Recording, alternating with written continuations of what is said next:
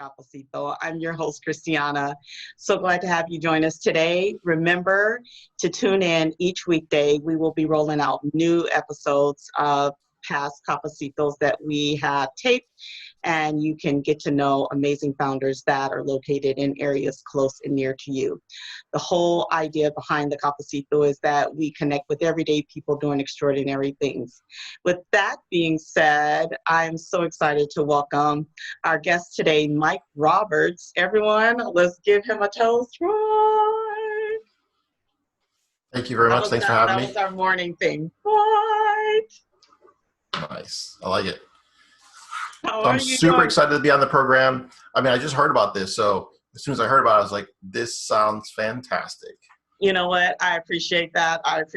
What are we drinking this morning? I had to go grab, my Cafecito is a grounded cup. I need to be grounded. And I'm having some water, actually. No coffee or tea yet.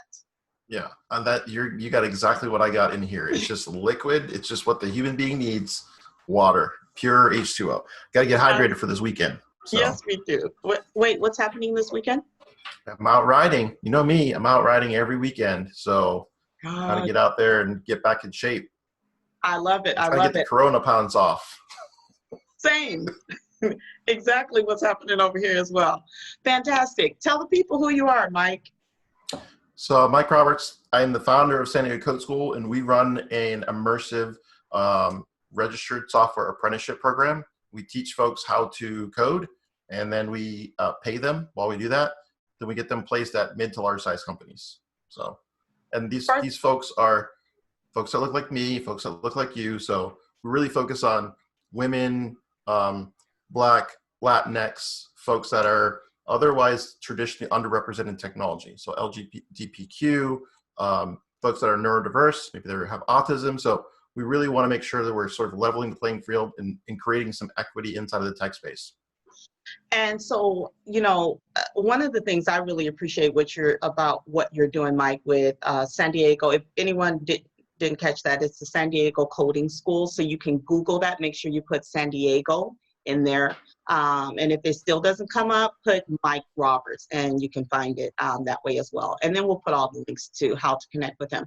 But one of the things I really appreciate about what you're doing, Mike, is that you are literally taking individuals who may have little experience in this space and helping to scale them. Can you talk a little bit about how you're able to do that? You know, someone like me who doesn't have a tech background, but may have a desire to get into this space. How would someone like me be able to be a part of this apprenticeship? Absolutely. So for folks that are a little bit newer, so let me give you a little backstory. So we started about 2 years ago. We started with a more traditional coding boot camp. And so folks would come in, oftentimes they would have a degree or they would have some work experience in a space outside of tech, and they were really looking to transition into technology. And so we've come up with a curriculum that in 4 months will take someone from very little experience and get them prepared for an entry-level role as a software engineer. About 9 months or so ago, we started evaluating what did we want to do next? How could we increase accessibility? How could we provide more opportunity for folks? And that's where we started kind of marinating on. Can you hear that? I'm hoping you can't hear my dog barking, okay? This is real life. I heard, They've suddenly started like carving up trees, it sounds like, outside of my house right now. Oh, that's a buzz. So, I didn't know. I was going to play it off because I said maybe his partner walked by and was like, oh, and hurt themselves. I don't know. All right. Let's see if we can get them to calm down. This is like. It's faint. You can't really hear it. You're good. Okay. This is distracted to me because I'm like, what is going on out there? All right. Of course, 9:42 in the morning, you're going to be out there with your buzzsaw. So anyways, I was in the middle of talking about how we transitioned. So we started with a tuition-based model. Then we transitioned to apprenticeships. We've been doing this for a little while. We currently have 9 apprentices. And to your point, they come from a variety of backgrounds. Some of them had already gone through our boot camp, so they were kind of primed and ready to go. Yeah. Others had no technical training at all, and they just came in with a keen interest and an idea that like, hey, I think I'd be really good at this. through the evaluation process, we determine who would be good candidates. And then once we pick someone, then they're getting paid from day one. So they can have no previous coding experience. They can come in the first 4 months or so of the 12-month journey, they'll be doing our boot camp curriculum. So they'll be going through the curriculum that we've had hundreds of students pass through before. And then once they've mastered that, then they can begin working on billable hours for our clients. And basically we take in projects and have them working on real world projects for businesses. This is incredible. This is something that we have needed for so long. And it's such a, I mean, when you think about it, it's like, okay, it's something that has existed in other professions, apprenticeships.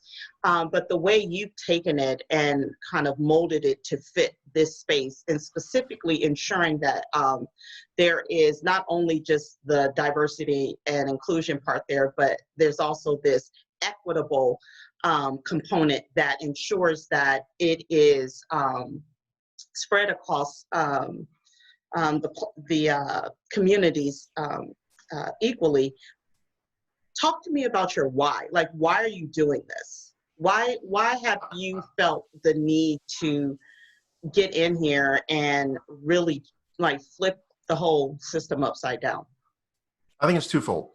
One is just that I can appreciate the fact that when I walk into most tech shops, when I go to most meetups in the evening, I see very few people of color. I see very few people that look like me. And even like, you know, when I go to meetups and I was a regular at meetups and I'd be there and people would be running up and hugging on me like, oh, hey, Elijah, how are you doing? I'm like, bro, my name's not Elijah. I'm the other short black dude that's a little heavy set, right? I know there's only two of us, but like we do look very different, right? And so I wanted to kind of change the narrative on that and make it like, okay, when there's 10 of us in the room, you won't be able to say that. You won't be hugging up on me and call me somebody else's name. So the idea kind of started with just the frustration that there's just not enough people inside of the organizations. And it's like, why? Like our folks can do this work. Yeah. So then it shifted. And then I also sort of thought about how these opportunities that we're creating for high wage, high skilled jobs, these are opportunities that could really help impact people that are the most deserving of opportunities, of a chance to prove that they have some skills and they have some talent and be able to provide for their families, be able to provide opportunity for themselves, have upward mobility in their careers, and not feel like if you haven't made it through college or if you haven't made it through even high school, that you're going to end up only being able to do retail work, only be able to do, you know, food industry work and not have an opportunity to really like, no, you can still be making a six-figure income after a few years of working real hard. It's going to take a couple of years to grind your way up, but it's entirely possible. And these are like things that many people in the community have the capacity to do. And if not me, like who else was like the last piece of it? It was like, if I don't start doing this, no one else is going to come into the community and provide this kind of opportunity. So if I have the school, I might as well start transitioning it and making it more accessible to folks because I want to see them be successful. So this is a huge undertaking because it's shifting the mindset, because we've been inundated with for so long with the notion that you have to go to a 4-year college in order to fit into this mold, that you have to have hard skill training in this space in order to go into and then it's not only just the individuals you know that you're targeting, but also these corporations, these companies have been facilitating this narrative. So this is a huge undertaking for you. How are you going about breaking down these ideologies? So without pulling your hair out? The short answer to that is just hard work, right? Yeah. So I got up at 5 a.m. every day and put in the work needed for me to reach people and connect and have conversations and begin the process of like leading them to equity. And many of them are confused. I do a podcast and have conversations with folks, and some of them really will state like, oh yeah, it's really hard to find like diversity. And it's like, well, it's not. You're talking to someone right here on the phone with you that can help you with that. So others get it and they're closer, but they're not all empowered. And so it really does take having conversations and being able to like walk people down the path of here's how you can participate. Here's how you individually can make a difference, even if it's just being an internal champion inside the company and saying, this is what we want to have. So in order to do that, we're going to have to start going down this path and actually experimenting and trying some of these things. I would say the onus is on individuals like myself to say, hey, I have a business. How can I do more to empower my community with my business? And for me, it was like, well, there'll be some risk involved as I'm hiring people. I have to take on the risk of making sure that we can have wages ready for them, right? We got to make sure that we can cover that paycheck every 2 weeks. So that means I got to go out there and I got to get enough projects to make sure everybody's staying busy. And in the meantime, creating opportunities for people, I think, is just part of my responsibility as an educator. So I look at it as a ton of work, but super rewarding, because every day when I wake up, we get on a stand-up call in the morning and I can see 9 people that are just like super excited to get an opportunity to build up their skill, which is oftentimes what they use as that barriers. They say, well, you don't have a degree and you don't have the skills required for this job, so you need to go get more experience. Well, how do you get experience if you haven't had an opportunity, right? So we want to kill 2 birds with 1 stone and make sure they are getting an opportunity. And that's what kind of drives and motivates me to just work hard. It is hard work, but at the end of the day, super rewarding. I heard a couple of things that I think is key to highlight that you spoke of when I asked about the strategy. And one of them, you said having people on the inside to champion. And then also that is going to take a labor, long hours, that it is a labor intensive job or work, that it is going to take time because you are changing mindsets. But that it can be done, but you do need a team to help do that. So for those who are looking to, and I'm kind of jumping ahead because usually I ask for the call to action near the end, but I think it's really important for us to highlight it right now. What is the ask of people who are listening to this and are saying, wow, this is a lot, I don't see how I can fit in or help support? How would you say they should jump in and be a part of this? Absolutely. So I think there's 3 main ways that folks can partner with San Diego Code School for Success. The first is that they could sponsor a student and they could basically make a donation to our organization. And that's a great way. There's a nonprofit foundation that we have, Creating Coding Careers. So they can donate money, tax deductible, and that's the first way. The second way is they can hire one of our students. So as our apprentices go through the program and graduate, they're going to have awesome skills. They'll have an amazing year of experience with hands on the keyboard, building product for businesses. So hiring them as they come through this pipeline.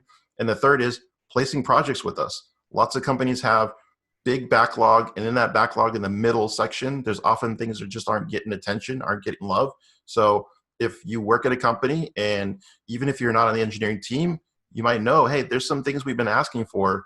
We can get some of that middle of the backlog offloaded to San Diego Code School.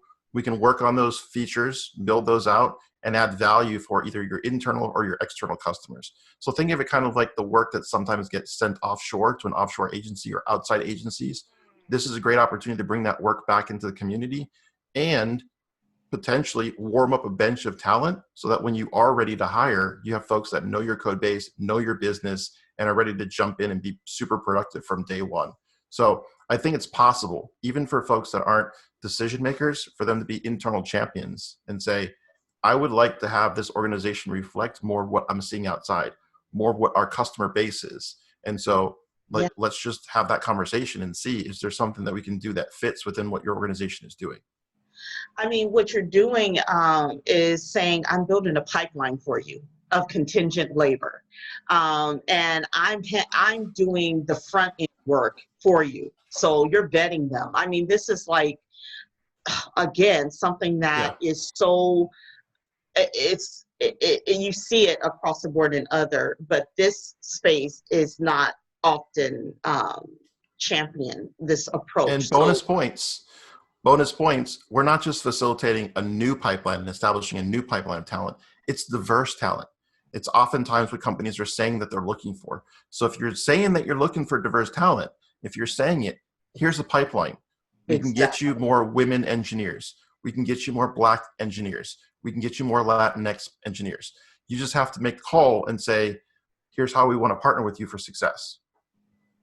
You know, I mean, literally, you are helping achieve the DNI that a lot of these companies have in place, and also taking a lot of the heavy lifting off of their talent acquisition. So, you know, those who are in the HR space, talent acquisition. I mean, Mike is who you need to be reaching out to. I mean, he's doing a lot of the heavy lifting.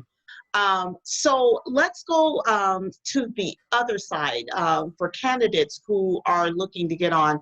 I mean, the appeal of being paid to go through an apprenticeship is just huge and so valuable, especially in the times that we're in right now. So talk a little bit about what that looks like for the onboarding an applicant that's coming in.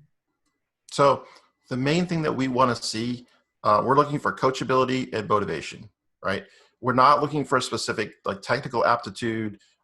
Sure, it helps if you can type on a keyboard, right? You don't have to be fast, but like if you're computer literate and you feel comfortable on a machine, certainly helpful. But at the end of the day, we want folks that are doing this for the right reason, that they see that this is a career path that they're really interested in, and they're coachable. They're willing to take feedback, constructive feedback, and get better and every day sort of persist. And so I feel like folks in our community are good at persisting, right? Of like figuring out how you overcome obstacles, figuring out how you be successful in an environment that often isn't conducive to being successful. And so those are the types of candidates that we can identify. And then perfect fit is they come on board. They go through the traditional program that used to cost money, right? It used to cost folks to participate in this program. Now we're paying people to go through it and then providing them 8 more months of hands on the keyboard experience. So it's, in terms of the demand side, there is lots of demand. We had more than 100 people applied for like 5 or 6 positions the last time it opened up, but we definitely need more because of those 100 people, we weed them down really quickly to based entirely on people's effort, coachability, motivation, etc. So if you want to get in the program, you just have to demonstrate that grit and that ability to say, this is really something I want and I'm willing to put the work in to make it happen. Fantastic. So then how long is the program itself? So it's a 12-month opportunity. So when folks come on board, if they don't have any previous coding experience, the first thing they'll do is spend about the first 4 months getting that specialized hands-on training for the full stack JavaScript. Then after they're able to code, then we can move them into things like ServiceNow. They do more specialized training, so they're ready for those platforms. And then they get actual hands-on experience working in that environment. So taking on projects where we're, for example, building out a service portal for ServiceNow.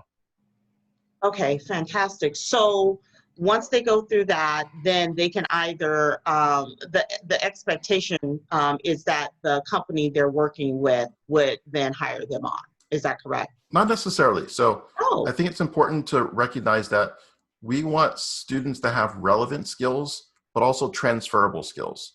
So a company shouldn't feel obligated that if they participate, that we're going to have an expectation that they hire everybody. That is one way you can participate.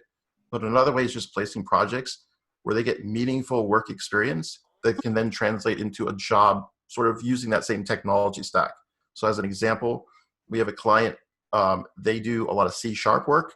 So even if it doesn't result in a job there, C# is very prevalent in the San Diego ecosystem. So we know we can get them placed in organizations when they have that 1 year of C# experience under their belt. Got it. And the other component to this approach is, or strategy is that this is universal, meaning you don't have to be in San Diego to enroll in your program? Or not quite yet. So we are approved to operate throughout California. So because it is a registered apprenticeship program in the state of California, we are approved to hire and train folks that are here. Now, They do, oftentimes, we have companies that are not in California, and pretty much everybody is remote. We will eventually get to the point where we hope to move outside of just the San Diego locality, but that is a state-by-state or a Department of Labor apprenticeship program like standard. And so the standard kind of constrains us at this point to California. Now, beyond that, I really want to have that in-person experience. And so we actually have a campus in Escondido and a campus in Southeast San Diego. Now, we're not there right now because of COVID, but once it's safe to be back in person, we really do want to have in-person campus experiences so that people can kind of really embrace the idea of being able to learn in an immersive environment with other people. But in time being, all the shops are working remote, so that's what we're doing as well. Fantastic. Okay, so then right now we're state of California. We are doing remote. You do have the duality of the in-person and remote available, but right now, obviously. Okay, so do you have any openings right now? I think people would be interested in signing up. So candidates can always apply on the site. We will probably begin another cohort in the fall or the winter, but here's how that changes. It changes as more businesses come on board and participate. We want to make sure everybody we're teeing up for success. So we have to make sure we have the right number of partner organizations that can allow us to afford to pay the wages while they're in the program and have a wide enough pool of companies that they can potentially be placed either inside of those companies or companies that are like them. So the pace at which we can begin to scale this program is largely driven by the commitment of the ecosystem. Like how many of these companies that are talking about wanting to increase diversity, wanting to have new pipelines, wanting to be more inclusive, okay, now's the time to put your money where your mouth is. And we have that solid foundation, of like the state register program, a solid track record of getting our folks that have gone through our code school, they get great jobs. Most of them that graduate from our program, more than 90% of them got jobs within 6 months. So we're really good at getting people from where they are to ready for day one on the job. It really is governed by how quickly the businesses can recognize that this is really the future of work. This is how people are going to learn in the future. It's much more about experience than it is about a piece of paper that we're going to hang on the wall. That is exactly correct, because oftentimes when you get into your workspace, and this is for any career, it's rare that you find that what you learned in school is actually directly applicable to the work you're doing, because it requires life experience. So you find yourself having to learn, relearn, unlearn through the process. So I appreciate your thoughts on that as well. So in thinking about the whole kind of process and project in its entirety, what we're looking for is these corporations to open their doors. They're saying they want this. You're here to fulfill those meet those initiatives for them. You're also looking for champions who are inside these corporations to reach out to you directly. And then you also have a podcast that you are partnering with. Talk a little bit about the podcast and how it's integrated into your outreach approach, because I think it's a really great, smart strategy that you have. Yeah, so we have a podcast that's called Snack Walls. And so the Snack Walls podcast is really about having conversations about diversity and inclusion in the tech space. And so it gives an opportunity for me to connect with folks inside organizations and have a conversation about, what are their thoughts? How can we make the adjustments that we need to facilitate getting this talent inside of organizations? So super excited to have that as part of our outreach and as a way that we can amplify this message that organizations are looking for more opportunities to engage in the community. They are, in some ways, already putting in the work. So I've had great conversations with the folks that have had apprenticeship opportunities or internship opportunities within their organization open up, and they do facilitate these opportunities for folks. So I'm just super excited to be, having this type of conversation that we're having and really amplifying this message to an audience that may not be aware that these options exist. Because I genuinely ask that question, and I genuinely have people say that they're having that challenge. They don't know where to go. They don't know what to do. And so there's not a universal way that people sort of that are not woke discover, this is how I can, start progressing down this path of being more inclusive. That it's not just about saying it and, putting up a black picture on your LinkedIn, but it's about taking an opportunity when one arises and seeing, well, what can you make out of it? Exactly. And also, I think it's not just checking a box to say, I have 1, 2, 3, okay, everybody's accounted for. It literally is saying, look, the individuals that you are scaling are equipped to do whatever the task is that's put before them. And in addition to that, they just happen to be of another ethnicity or gender or sexual orientation or whatever the case. So basically, what I'm just telling you people who are listening today is he's doing all the work for you, okay? So call him, reach out to him, connect with him. Set yourself up for success with San Diego Coding School. Actually, that may be your tagline. Set yourself up for success with San Diego Coding School. It might be, but it isn't. No, I think we really have tried. We've strived to create sort of like what I consider like the turnkey model for both sides, for both the students. We're trying to make it super easy to, it's not easy in terms of the work you got to do, but the path that you need to follow, it's like super obvious. And we've been very intentional about saying, if this is an opportunity you're interested in, we'll walk you through the entire process, right? Like if we say you have to have a resume for you to be able to apply, we do resume workshops, right? If we say you need to have cover letter, we'll do a cover letter workshop, right? We'll empower people to actually have everything they need, provide them as many wraparound services so that if they have the skill set, we don't want there to be barriers for them to be able to make it into the organization to be successful. And then on the other side for employers, same thing, turnkey. We're trying to make it super simple. We have senior engineers on our teams. We have teams that are formed that have our own internal QA. So we have software engineer and we have QA roles for our apprenticeships. So we have QA apprentices.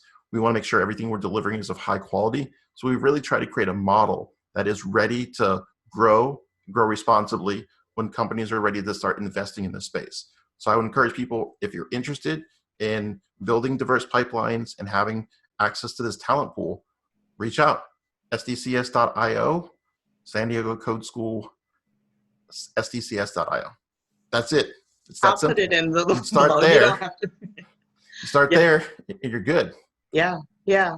No, I think that, again, you have really drilled it down to a model that can easily be adapted to any corporation. We've seen this before, like I said. In closing, I think it's so important to acknowledge that you are a partnering organization as well. You recognize, and we talked a little bit about this in the early stage of our conversation, the importance of bringing on partners. You partner with We the Plug in order to help do some of that fundamental workforce development work. You're also partnering with other groups within the community. So in closing, talk a little bit about partnering opportunities for folks who may say, well, I don't need anyone that codes, I'm not in that space, but this is such a great program. How can I be a part of it? How can I help support? Yeah, so I love like helping to build the ecosystem, right? So in San Diego, super involved in Startup Week, involved in specific initiatives like EDC has the Advancing San Diego initiative. So that stretches beyond just software engineers. They're moving into other engineering roles coming up soon. We've got partnerships and workforce partnership. Tech Hire in particular has like been a super big supporter. So San Diego Tech Hub, big supporter of that organization. And again, just trying to grow and establish that San Diego is a tech hub and we have lots of talent here, lots of great companies and organizations. So we find that partnering for success is one of the easiest ways we can get to our goal, which is having this playbook that we're ready to hand off to other cities so they can do the same thing. They can take apprenticeship patterns and put them to work in their communities. So partnerships, huge win. It's not a zero-sum game. As we partner, we can each level up and provide opportunity for others. Absolutely. And again, you heard him say that he's looking to take this model into other parts of the country and across the water. So again, if you're thinking to yourself, okay, well, I'm in London or Africa or Germany, and I really love what I'm hearing, I think this is great, do reach out to him because there is that opportunity available. He would be willing to connect with you and see how you all could build this out. Mike Roberts, it has been a pleasure taking time out of my morning to speak with you. Again, I personally just hold you in high regard because you not only are doing the talking, but you're doing the walking, and like you yourself, you're putting yourself right there in the middle of the storm and doing the hard work, which compels everyone around you. Well, me and I know my business partner, Louise, and the folks connected to us, pushes us to want to link arm in arm with you to help do the heavy lifting as well. So I just appreciate all that you're doing in this space and the impact that you're going to make now and beyond. So thank you so much. Thank you. I appreciate being on the program. This has been super fun. So the Cafecito series, Christiana, legit, love it. And for anybody that needs to, again, reach out, I'm sure everything will be in the show notes, but I'm super happy to have those conversations. Again, San Diego Code School, sdcs.io. And again, super happy to have those conversations. So you can reach me at mike@sdcs.io. That's my email address. So feel free to reach out. He's also on LinkedIn with his name, Mike Roberts. Don't say Michael, put in Mike. Thank you very much. He's also on We the Plug membership platform. So those of you all who are members, definitely link with him on there. Those of you all who are not familiar, We the Plug has a membership networking ecosystem that connects. Primarily, our focus is on Black and Brown founders in the eco space to ensure that they have access to resources, services, programming. We're growing tremendously. So if you're not on there, get on there. For those who are in other underserved communities, we are also working directly to help support you as well. So definitely it's a space for you. And those who are allies who want to be a part of the narrative to help increase a more equitable space for the individuals I spoke of before, again, you are welcome. So thank you to Mike Roberts. Thank you to everyone who's watching this. Again, all links will be in the bottom of the comment area. Talk to you all soon. Have a great rest of your day. Bye-bye.